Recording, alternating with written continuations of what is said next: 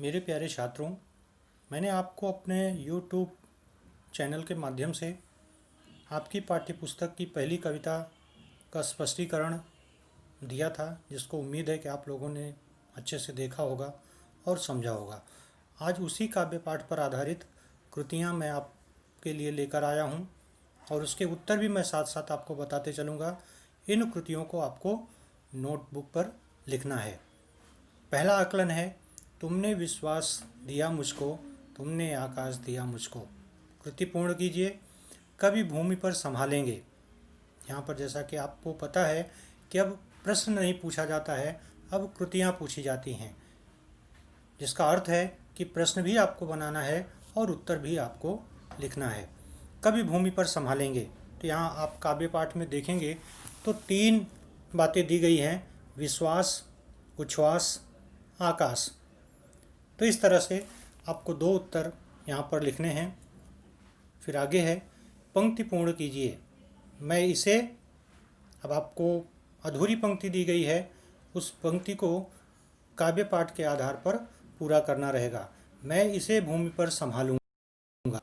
आगे है, मन का उच्छ्वास दिया है मुझको। तो इस तरह से आप पंक्ति को पूर्ण करके लिखेंगे। आगे का प्रश्न है शब्द संपदा। इसमें दिया गया है, समानार्थी शब्द पंक्ति में से ढूंढकर लिखिए।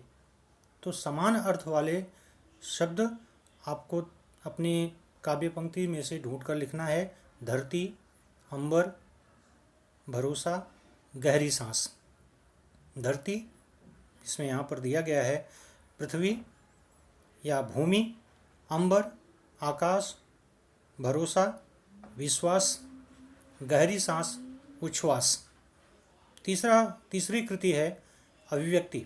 मनुष्य अपने लक्ष्य पर किस प्रकार पहुंच सकता है, इस पर अपने विचार 50 से 60 शब्दों में आपको लिखने हैं। और ये आपके अपने विचार होने चाहिए। जो भी आपको समझ में आए, जो भी आपको लगे कि यह सही है, उस पर 50 से 60 शब्दों में आपको अपने विचार लिखने हैं। आकलन 2 है, सूत्र यह तोड़ नहीं सकते, भूमि को छोड़ नहीं सकते। स्वाध्याय में पहली कृति है, सूत्र को नहीं कर सकते। कवि ने बताने की कोशिश की है कि सूत्र को नहीं कर सकते। तो इसका 2 उत्तर होगा, सूत्र को तोड़ नहीं सकते हैं और तोड़कर जोड़ नहीं सकते हैं। तो 2 उत्तर इसके आपको आसानी से आपके काव्य पाठ से ही मिल जाएगा। फिर अ, भूमि को छोड़ नहीं सकते। भूमि को छोड़ नहीं सकते हैं, इसके जो 2 उत्तर हैं वो भी आपको काव्य पाठ में मिल जाएंगे आसानी से। आप एक बार पढ़ेंगे तो आपको उत्तर मिलते जाते हैं।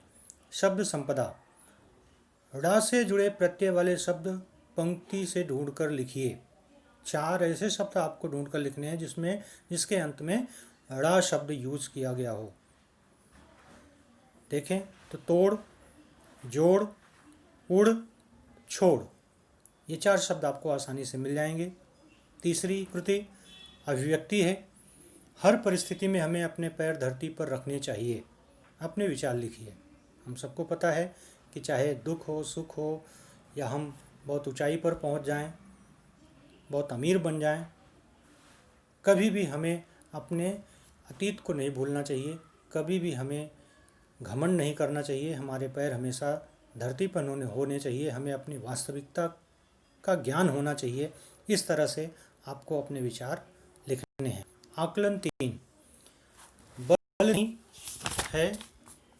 बल नहीं होता सताने के लिए, उठ पड़ो न्याय दिलाने के लिए। इसमें ताकतवर व्यक्तियों के बारे में बात की गई है कि ताकत जिनके अंदर होती है वो सिर्फ लोगों को परेशान करने के लिए नहीं होती है, लोगों की मदद करने के लिए होती है। कृति है बल होता है, तो बल होता है पीड़ितों को बचाने के लिए, न्याय दिलाने के लिए। शब्द संपदा है, उसके पहले है काव्य पंक्ति पूर्ण कीजिए। फर्स्ट, बल नहीं होता, तो काव्य पंक्ति देखेंगे, उसमें अधूरा दिया गया है। आपको पूर्ण करना होता है कि बल नहीं होता है सताने के लिए। दूसरी पंक्ति है, अंत में दिया गया है बचाने के लिए। तो निश्चित है कि इसमें के पहले की पंक्ति को आपको लगाकर पूर्ण करना है, वह है पीड़ित को बचाने के लिए। शब्द संपदा, शब्दों के उचित प्रत्यय लगाकर शब्द बनाइए। अब यहाँ पर 4 शब्द दिए गए हैं, उसके अंत में आप प्रत्यय लगा दीजिए और प्रत्यय के आधार पर आपको शब्द बनकर तैयार हो जाएंगे। बल, बलशाली, पीड़ा, पीड़ित, सज्जन, सज्जनता, अच्छा, अच्छाई। अभिव्यक्ति है हमें दूसरों की सहायता करनी चाहिए। अपने विचार लिखिए। हम सब ये जानते हैं कि ईश्वर ने हमें शक्ति दी है, ईश्वर ने हमें बुद्धि दी है, ईश्वर ने हमें धन दिया है, तो निश्चित है हमें सिर्फ अपने लिए ही नहीं, हमें दूसरों के लिए भी जीना चाहिए, दूसरों की मदद भी करना चाहिए। जैसे कहा गया है कि जो साधु संत होते हैं वो सिर्फ अपने लिए नहीं जीते हैं, वो दूसरों की भलाई के लिए भी जीते हैं। इस तरह से आपको अपने विचार यहाँ पर लिखने हैं।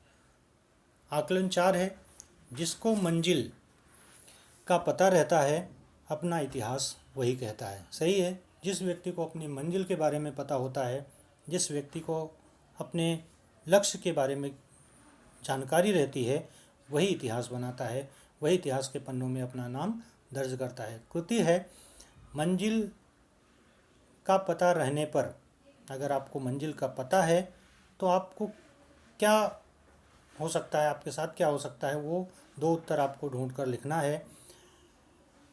सिद्ध के शिखर पर बैठता है, अपना इतिहास लिखता है। काव्य पंक्ति का अर्थ लिखिए। पथ के संकट को वही सहता है, इसका अर्थ आपको लिखना है। एक दिन बुद्ध के शिखर पर, एक दिन बुद्ध के शिखर पर बैठ, इन दोनों पंक्तियों का अर्थ आपको लिखना है।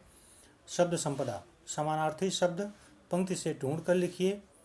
रास्ता, मुसीबत, पहाड़, क्षमता, चारों से मिलते जुलते शब्द आपकी काव्य पंक्ति में दी गई है, उसे आपको लिखना है। अभिव्यक्ति, परिश्रम के बिना शिखर पर नहीं पहुंच सकते, अपने विचार लिखिए। ये तो सही है कि बिना परिश्रम के कुछ भी मिल नहीं सकता है, ये कुछ नहीं मिल सकता है। और जब आप कर्म करेंगे, परिश्रम करेंगे, तो निश्चित है कि एक न एक दिन अपने जीवन की उस ऊंचे शिखर पर पहुंच जाएंगे जिसकी आप कल्पना करते हैं, जिसके आप सपने देखते हैं। तो इस पर आपको अपने विचार लिखने हैं। 5वीं कृति है, प्रीत की राह पर चले आओ, गीत की राह पर चले आओ। कवि चले आने को कहता है, इसमें आप काव्य पंक्ति में देखेंगे तो आपको उत्तर मिल जाएगा।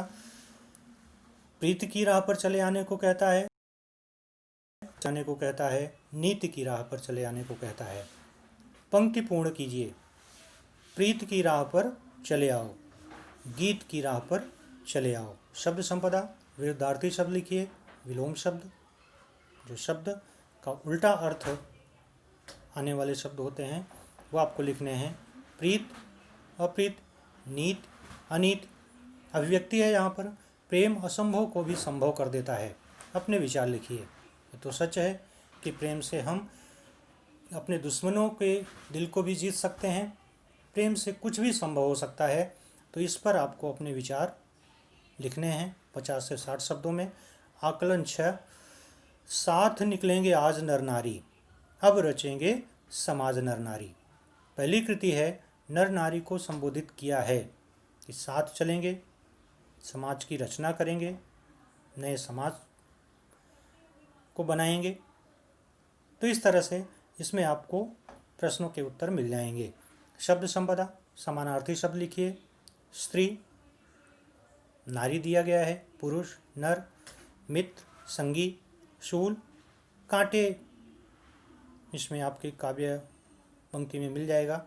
इस तरह से उत्तर आपको आसानी से मिल जाएंगे।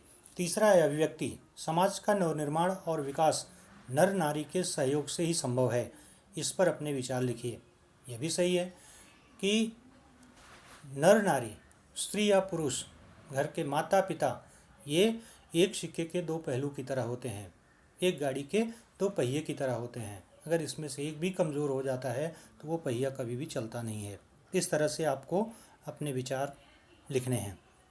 और काव्य पाठ के आधार पर ही जो प्रश्न बनता है वो रसास्वादन का बनता है। इसमें 2, 3 या 4 या उससे भी अधिक पदों को लिया जाता है और उसके आधार पर प्रश्न पूछे जाते हैं सामान्य से प्रश्न होते हैं। रचनाकार का नाम लिखिए, तो आपको रचनाकार का नाम पता ही है।